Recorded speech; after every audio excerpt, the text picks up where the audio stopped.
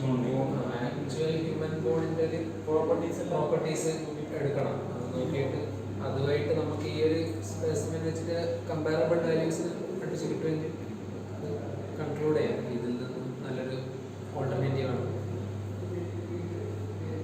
പിന്നെ നമ്മൾ ഫൈനലായിട്ട് അങ്ങനെ ഒരു ബോണിന്റെ